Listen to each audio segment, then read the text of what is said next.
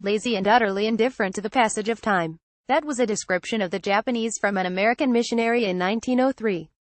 And, as the economist Ha Junchang has documented, these character traits were frequently offered at the time as the reason the Japanese were not as rich as Westerners.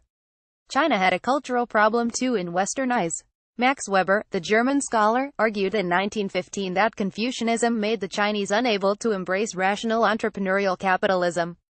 And that was why China had failed to industrialize. Go back to the late 18th century and one can find Thomas Malthus asserting that population growth reflected a lack of moral restraint among the lower classes, while the higher ranks limited their family size in order not to dissipate their wealth among larger numbers of heirs. The dissolute poor, apparently, couldn't manage this. And that was why national populations would inevitably explode until famine and disease brought them under control again. History makes fools of such generalizers, stereotype peddlers and cultural determinists. But history keeps manufacturing fools. A Google engineer has blown up a storm in Silicon Valley by claiming in an internal memo that sexism is overblown as an explanation for the male dominance in the technology giant's workplace. The distribution of preferences and abilities of men and women differ in part due to biological causes, and these differences may explain why we don't see equal representation of women in tech and leadership, he told colleagues.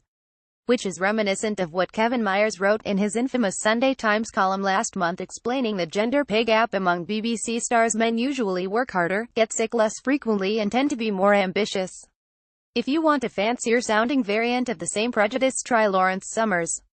The former president of Harvard suggested in 2005 that issues of intrinsic aptitude, rather than sexual bias, were the real reason for the underrepresentation of women in academic science.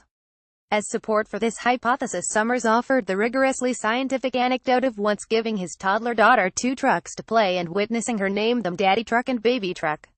These are all, of course, displays of unscientific sexism, if not misogyny.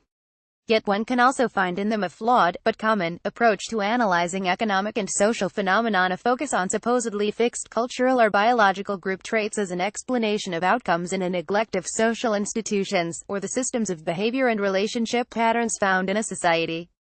Head of Google HR explains what helps them retain their best employees. Social institutions and psychological biases can provide an adequate explanation for economic inequalities of gender and ethnicity and a lack of social mobility without requiring spurious hypothesizing about permanent gender or cultural traits.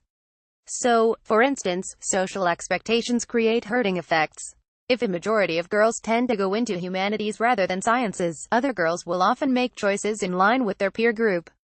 Similarly, experience of discrimination can enhance risk aversion among ethnic minorities.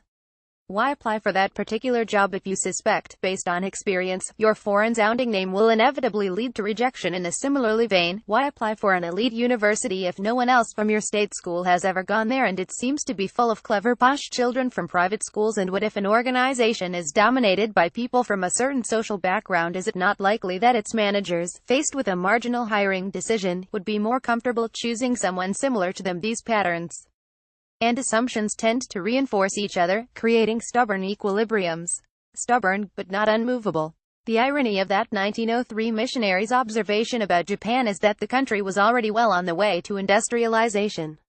No one thinks of the Japanese as lazy today. Quite the opposite. China is, by some measures, now the world's largest economy.